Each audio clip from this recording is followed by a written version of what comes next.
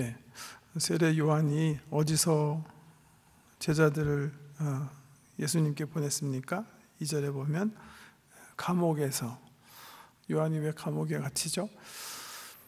예, 그 갈릴리 분봉왕인 헤롯이 로마를 방문을 해요. 자기 동생을 방문했는데 가서 보니까 와이프가 굉장히 예쁘고 매력적인 거예요. 그래서 밀애를 합니다.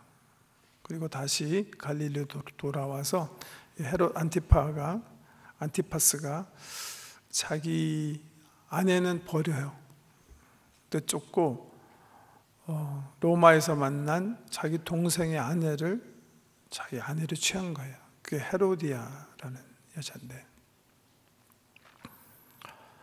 지금 갈릴리 분봉왕이 그랬으니까 다 그냥 그런가 보다 있는데, 세례 요한이 그런 불의를 보고 참질 못한 거예요.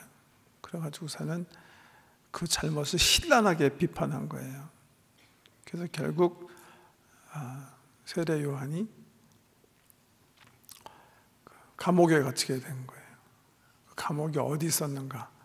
지역적으로 보면 그 유대 남단의 사해라는 데 있잖아요. 데드시. 그 주변에 헤롯이, 그 주변이 이렇게 산지인데요. 산지인데 거기에 헤롯이 지어놓은 궁궐이 있어요.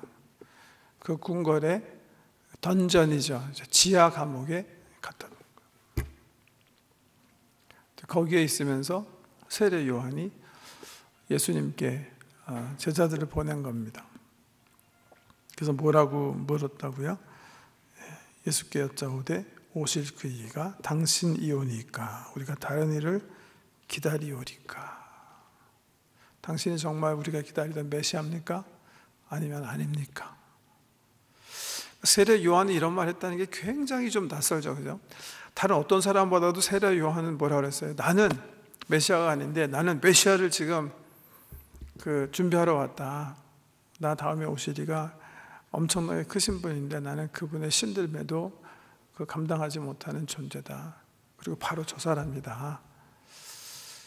그렇게 선언하는 어떤 다른 사람 보지 못했을 때 성령의 충만함과 성령의 인도하심에 따라 예수 그리스도가 메시아인 것을 알고 그분에 대해서 자기는 준비하는 사역하러 왔다, 그렇게 자신 있게 말했던 사람인데, 왜 이렇게 갑자기 세례 요한이 이 정점에서 우리 갈릴리 예수님이 정말 메시아인가 아닌가 이런 질문을 하게 됐을까? 이거는요, 근데 성경학자들이 의견을 많이 달리해요. 어떤 사람은 지금 요한이 처한 환경 때문일 것이다, 그렇게 생각하는 사람들이 있어요. 지금 요한이 어디 있다고요? 감옥에 있어요. 근데 요한은 기본적으로 이렇게 요한의 삶을 이렇게 묵상해 보면 요한은 어떤 사람이었어요? 요즘 말로 하면 자유영혼이잖아요. 자유영혼. 그 사람은 광야에서 가죽 옷 입고 저 메뚜기랑 석청 먹으면서 하늘을 지붕 삼고 땅을 그냥 자기 방으로 삼아서 아무 가둘 데가 없는 정말 자유영혼으로 쭉 살아왔는데, 지금 갑자기 잡혀가지고서는 조그만 지하 셀에 그냥 던전에 그냥 갇혀버린 거예요. 거기서 너무 답답하고 너무나 괴로운 나머지 어떤 그런 좀 마음이 약해지기 시작했는 게 아니겠는가. 우리도 그럴 수 있잖아요, 그죠? 우리가 신앙생활 하는데 정말 뜻하지 않는 풍파가 닥쳐오고 어려움이 닥쳐와서 우리 삶에 상상도 못하는 일상의 어려움이 발생했어요. 그게 내 육신의 병일 수도 있고, 또 관계적인 사망일 수도 있겠고, 또 환경적인 어떤 사업의 실패라든지 내가 꿈꾸던 어떤 그런 비전들이 내 뜻대로 이루어지지 않고 막 그냥 앞길이 막막할 때 우리가 가끔 그렇게 물어볼 수 있잖아요. 정말 하나님께서 나와 함께 하신 것인가? 기도는 소용이 있는 건가? 하나님이 정말 나를 사랑하시는 건가? 때로는 어떤 경우는 아주 뭐 심한 어떤 정말 삶의 도전이 있을 때 정말 하나님이 계시긴 계신 건가? 그런 의심이 환경적인 어떤 억눌림 속에서 일어날 수 있잖아요. 이 세례 요한이 그런 걸 경험하는 건가 지금? 환경이 바뀌어가지고 이분이 지금 여러 가지 자기가 기대하던 것들이 나타나지 않고 오히려 자기가 주의 사역을 감당하던 자기가 지금 감옥에 갇혀서 언제 죽을지 모르는 어떤 그런 상황, 아니면 뭐 죽진 않을지라도 지금 막 그 여러 어려움에 대한 어려움으로부터 일어나는 그런 의심이 세례 요한 속에 있는 것인가? 그렇게 생각하시는, 그렇게 해석하시는 분들도 계세요. 그런가 하면 어떤 사람은 그거 아닐 것이다. 세례 요한이 얼마나 자신 있게 예수 그리스도를 특별히 이제 마태복음 지경을 넘어서 요한복음으로 넘어가면 예수님이 이렇게 지나가시는 것을 보고 오시는 것을 보고 보라 세상 죄를 지고 가는 하나님의 어린 양이로다. 그렇게 성령이 주시는 영감을 가지고 확실히 예수에 대해서 선포한 분인데 어떻게 이분이 의심이 생길 수가 있는가? 그게 아니라 이 질문은 자기를 따르는 제자들을 예수님께 돌리기 위한 고도의 스승의 전략이었을 것이다. 그렇게 생각하는 거예요. 왜? 자기는 지금 이제 사역이 끝난 건데 아직도 제자들이 자기를 지금 따르고 있어요. 근데 자기의 따르는 모든 제자들을 이 세례 요한 운동을 여기서 딱 마치고 지금 예수의 운동이 펼쳐져야 되는데 아직도 자기 주위를 맴돌고 있는 제자들을 위해서 예수님에게 보내서 예수를 정말 메시아로 따르게 하기 위한 어떤 그런 스승의 어떤 선처였을 것이다. 그런데 그런 분들은 11장 3절에 보면 요한이 묻는 질문이 예수께 여짜오되 오실 그이가 당신이 오리까? 그 다음에 뭐라 그랬어요? 우리가 당신을 기다리오리까? 그러니까 우리라는 단어를 굉장히 중요하게 생각하는 거예요. 세례 요한이 자기가 물어본 게 아니라 자기 공동체를 위해서. 왜? 세례 요한 운동은 굉장히 큰 운동이었어요. 세례 요한을 따르는 제자들이 많았다고요. 그 중에 하나가 요한이고 그 중에 하나가 안드레 아닙니까? 그 자기를 따르는 제자들로 하여금 아주 자연스럽게 자기 운동을 마감하고 예수님께 양도라고 그럴까요? 그런 차원에서 세례 요한이 물어본 게 아니겠는가, 그렇게 또 생각하시는 분도 계세요.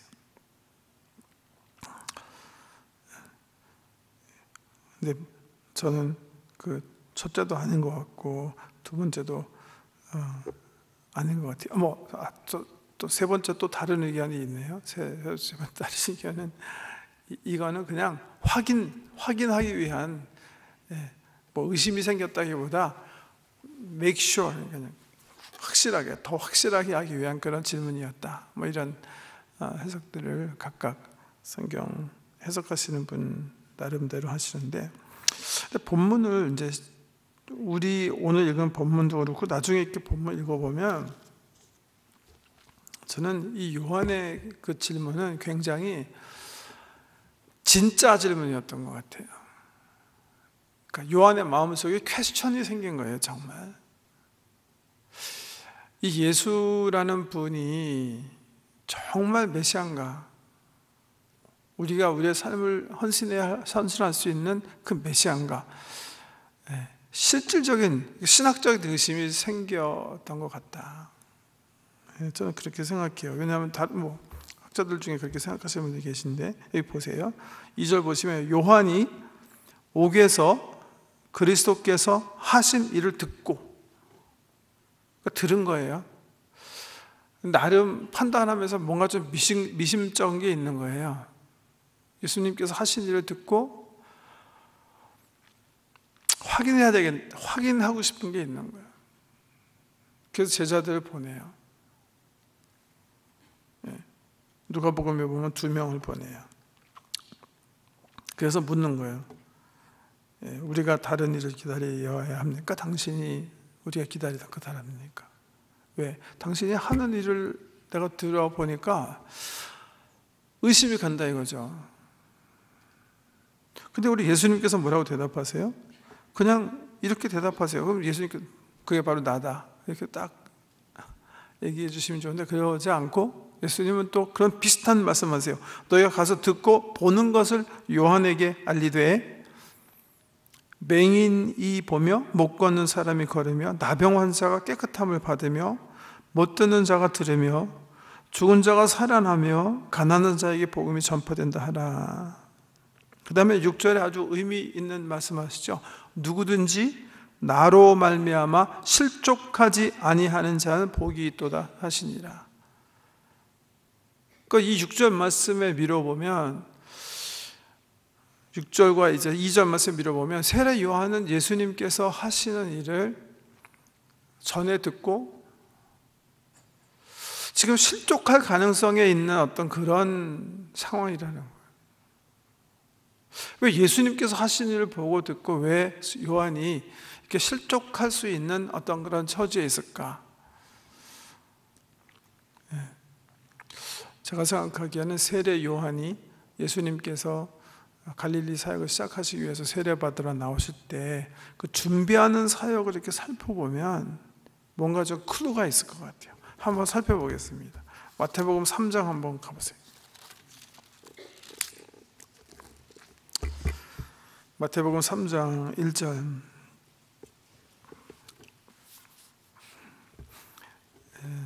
마태복음 3장 1절. 그때에 세례 요한이 이르러 유대 광야에서 전파하여 말하되 회개하라 천국이 가까웠느니라 하였으니 그는 선지자 이사야를 통하여 말씀하신 자라. 일러스되 광야에서 외치는 자의 소리가 있어 이르되 너희는 주의 길을 준비하라 그가 오실 길을 곧게 하라 하였느니라.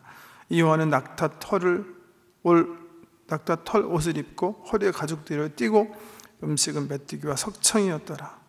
이때 예루살렘과 온 유대와 유단강 사방에서 다 그에게 나와 자기들의 죄를 자복하고 요단강에서 그에게 세례를 받더니 요한이 많은 바리새인들과 사두개인들이 세례 베푸는 데로 오는 것을 보고 이르되 독사의 자식들아 누가 너희를 가르쳐 임박한 진노를 피하라 하더냐. 그러므로 회개에 합당한 열매를 맺고 속으로 아브라함이 우리 조상이라고 생각하지 말라. 내가 너희에게 이르노니 하나님이 능히 이 돌들로도 아브라함의 자손이 되게 하시리라. 10절 이하의 말씀 보세요. 이미 도끼가 나무 뿌리에 놓였으니 좋은 열매를 맺지 아니하는 나무마다 찍혀 불에 던져지리라.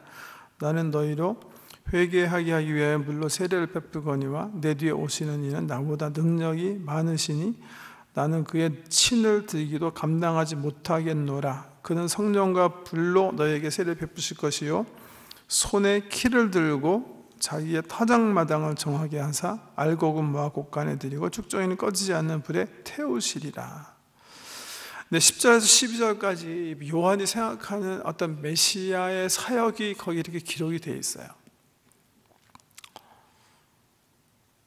세례 요한이 성령의 인도하심을 받아 광야에서 회개의 세를 외치면서 장차 오시리가 어떤 일을 하실까 나름 깨달은 내용인데, 거기 내용 보면 성령과 불로 너에게 세례 베푸실 것이다. 이건 정말 놀라운 어떤 그런 영감으로 알고 있었는데, 도끼가 나무 뿌리에 놓여서 좋은 열매 맺지 않은 나무마다 찍혀 불에 던지우리라. 또 12절에 손에 키를 들고 자기의 타작 마당을 정하게 하사 하는 어떤 그런 이미지랑 지금 우리 예수 그리스도께서 하시는 사역을 한번 생각해 보세요. 여기는 좀 차이가 있는 것 같아요. 일단은 이번에 메시지 통해서 지금 이 세례 요한이 생각하는 메시아가 하실 일이 무엇인가 이렇게 생각해 보면 뭔가 지금 예수님께서 지금 진행하는 사역과는, 나중에는 물론 이런 모든 걸 하나님 우리 성령께서 말씀하신 거니까 예수 그리스도께서 이루시겠죠. 심판주로 오셔서 결국 우리 심판하시고 하시는 모든 일을 하실 건데, 세례 요한의 관점에서는 자기가 듣고 보고 하는 어떤 그런 것들이 자기가 생각하는 어떤 메시아로서 예수의 사역이 아닌 거라고 판단했던 것 같아요. 거기서 오는 어떤 회의가 있지 않았을까? 왜냐하면 특별히 우리 이 사역 이후에 이제 보세요. 마태복음의 관점에서 보면 이렇게 세례 요한이 선포한 이후에 예수님께서 마태복음 5장, 6장, 7장 원수로 사랑해라, 진실되게 기도하고 예배해라, 외식하지 말아라, 주님 마음 중요하게 여기신다, 일용할 양식에 묵히지 말고 주님 나라랑 의를 먼저 구해라 등등 하시는 그런 메시지. 그 이후에 여러 가지 죽은 자를 살리시고 문둥병자를 고치시고 열병을 치료하시고 귀신 들린 자를 쫓아내시는 그 사역, 그렇게 쭉 하시고 계시거든요. 근데 그게 세례 요한이 생각하는 어떤 그 메시아의 어떤 그 모습이 아닌 거예요, 사실은. 그러니까 회의가 그냥 일어나기 시작하는 것 같아요.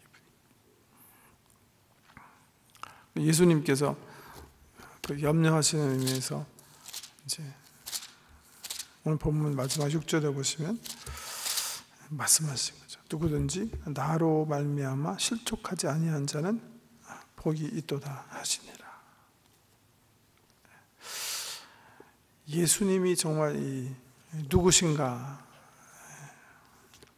네. 일단 5절부터 보고 좀 더 말씀을 나눠야 되겠는데 4절 너희는 가서 듣고 보는 것을 요한에게 알리되 맹인이 보며 못 걷는 사람이 걸으며 나병 환자가 깨끗함을 받으며 못 듣는 자가 들으며 죽은 자가 살아나며 가난한 자에게 복음이 전파된다 하라 하신 다음에 6절 하시는데, 실질적으로 이제 5절 말씀은 자기가 지금 하고 있는 사역에 대한 어떤 정리이기도 하지만 마태복음 관점에서 보면 이 말씀은 구약의 특별히 이사야 선지자가 35장, 61장 등등에서 장차 오신 메시아를 예언하시면서 하시는 말씀이 있었거든요. 그 말씀의 성취다 이렇게 보는 거예요.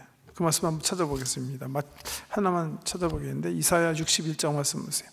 이사야 61장 1절 말씀 보시면 구약성경 1042페이지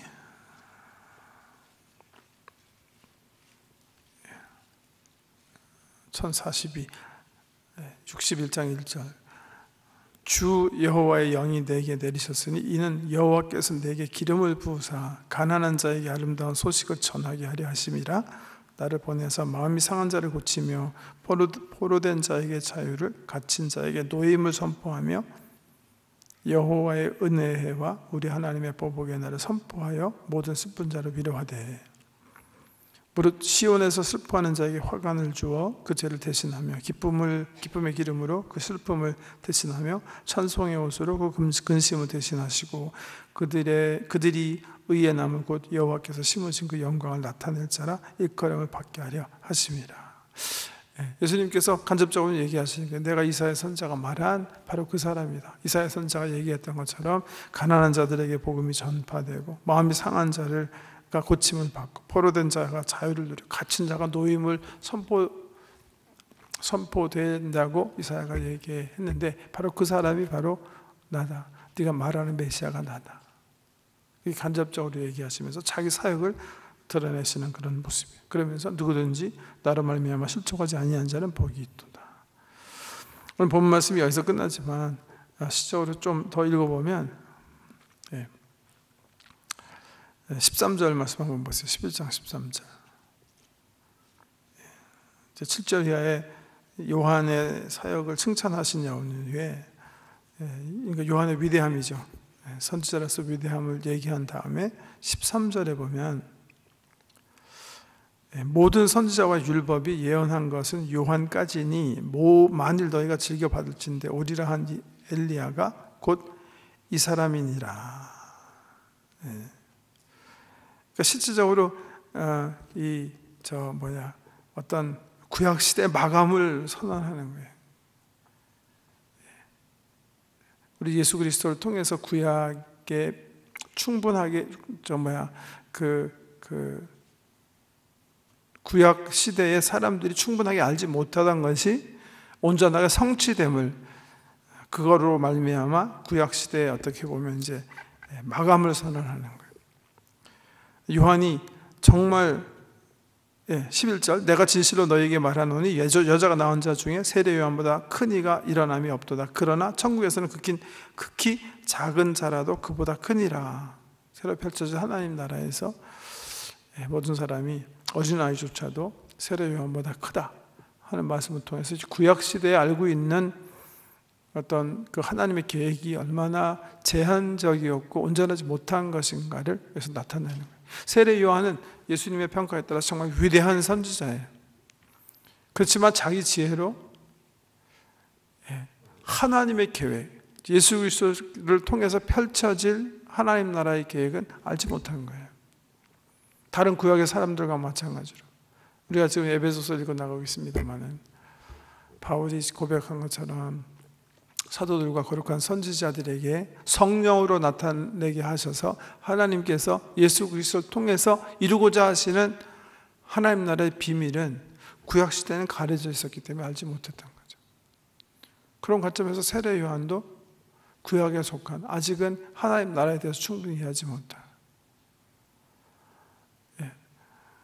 아무도 예수님께서 십자가 지시고 우리의 죄를 대신해서 죽으신 이후에 이스라엘 사람뿐만이 아니라 이방인, 세계 모든 민족과 방언 어울려서 하나님의 교회를 세울지는 생각하지 못하고 있는 거예요.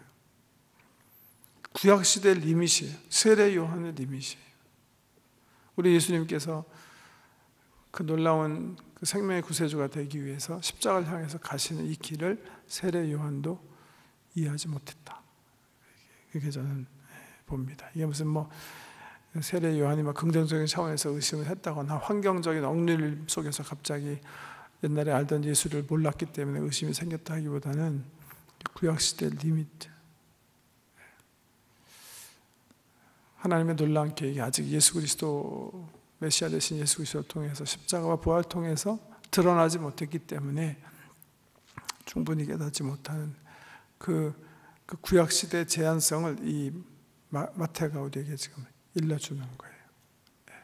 지금 우리는 알게 됐잖아요. 성령님의 은혜에 따라서 우리 하나님께서 예수 그리스도를 통해서 이루고자 하시는 그 계획이, 창세 전에 계획된 그 계획이 어떤 것인가를 아는 시대에 살고 있었지만 아직은 알지 못했다. 그런 의미에서 오늘 말씀은 이제 11장 이후에 우리 예수님께서 바로 이 이슈 때문에, 자기의 정체성 때문에, 십자가를 통해서 하신 일 때문에 받으셔야 되는 구약교회로부터의 어떤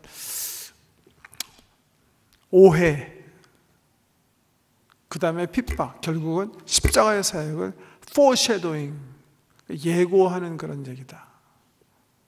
저는 그렇게 생각해요. 결국 이것 때문에 죽이는 거예요. 세례 요한처럼 사람들은 예수 그리스도께서 자기네들의 어떤 정치적 상황, 경제적 상황, 이런 그 어려운 상황 속에서 이렇게 자기네들의 메시아가 되기를 원했어요. 가난한 자와 함께하고 죄인과 함께하고 병든 자를 고치시면서 그것들이 상징하는 정말 우리의 인류의 아픔과 고난과 죄를 짊어지시기 위해서 십자가에서 죽으셔서 그 죽음을 통해서 온 인류를 하나님으로 끌어당기시는 그 역할을 이해하지 못하는 거예요. 세례 요한이 이해하지 못했던 것처럼 결국 그것 때문에 유대인들은 결국 예수를 죽여요. 예루살렘에 입성하실 때는 다윗의 자손 예수여 호산나, 당신이 우리의 구원자입니다 찬양했지만 그들이 생각하는 메시아관이 올바르지 못했기 때문에 결국 예수를 죽이는, 복음서가 사복음서에서 우리들 향해서 묻는 가장 중요한 퀘스천이 그래서 이 말씀 속에 역시 포함되어 있는 거예요. 당신은 예수를 누구라고 합니까? 하는 아주 중요한 퀘스천입니다. 예수님. 우리가 예수님 믿고 오래 신앙생활 하지만 사실 복음은요 그렇게 이해하기 쉬운 건 아닌 것 같아요. 우리는 율법을 이해하는 게 훨씬 더 익숙해요. 더 편하고요. 예.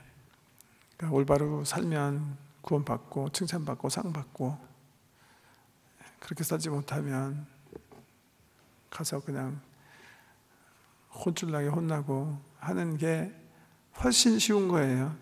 이해하기 편하고. 예수는 율법이 아니라 복음인데요. 그 은혜와 용서의 하나님, 세상 쌀을 지고 가는 하나님이 어딨냐. 힘없는 예수, 십자가에 죽는 예수, 손에 나는 사랑, 원수 사랑,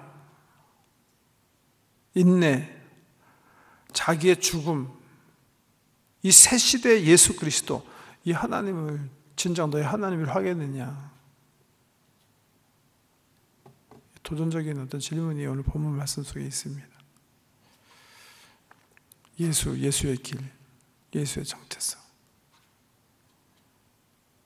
예수는 자신 있게 얘기해요. 가서 네가 본 대로 그냥 얘기해라. 이런 일이 펼쳐진다고 얘기해라.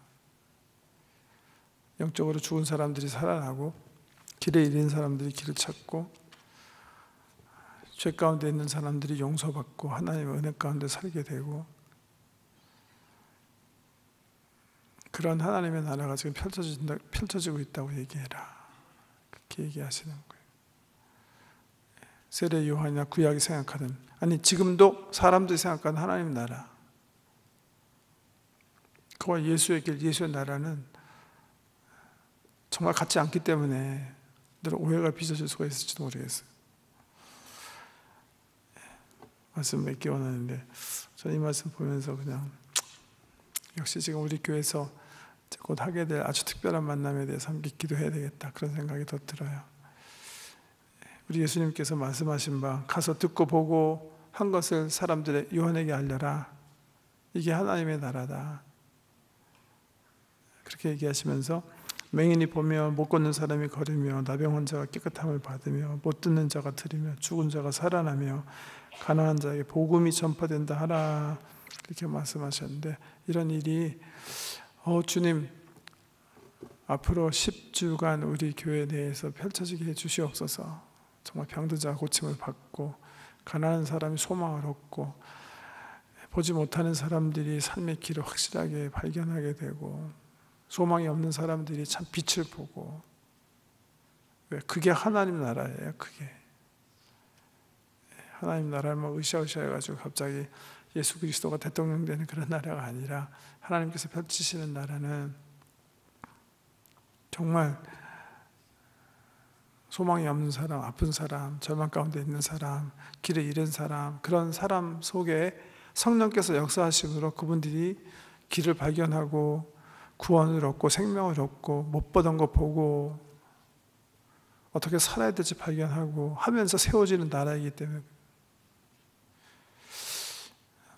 그런 하나님의 나라의 역사가 우리 18번째 우리 아주 특별한 만남을 통해서도 꼭 이루어지기를 수요 집회 눈발 헤치고 나오시는 사랑하는 성도님들과 함께 정말 축복합니다. 그 위해서 우리 기도하십시다. 하나님 나라, 하나님 정말 통치하시는 놀라운 역사하심이 우리 삶 속에서도 일어나고, 특별히 우리 18번째 아주 특별한 만남 통해서 나타나게 해주시옵소서. 우리 예수님께서 가서 듣고 보는 것을 요한에게 알리라 그랬는데, 우리가 경험한 하나님의 은혜를 우리가 세상에 알릴 수 있도록 하나님 이번 우리 사역을 통해서 영적으로든지 육신의 병으로 인해서 보지 못하는 사람들이 보게 하시고, 삶에 걸어가야 할 길을 걸어가지 못하는 사람들이 걷게 해주시고, 죽음에 이르는 병으로 소망이 없는 사람들이 참 꿈을 보게 하시고 복음을 듣게 하시고, 영혼의 죽은 자가 소망을 얻고 복음으로 영적인 부요함을 누리는 놀라운 역사가 일어나게 해주시옵소서. 우리 이번 동안 통성으로 성령의 역사하심을 통해서 기도하겠습니다. 기도하십시다.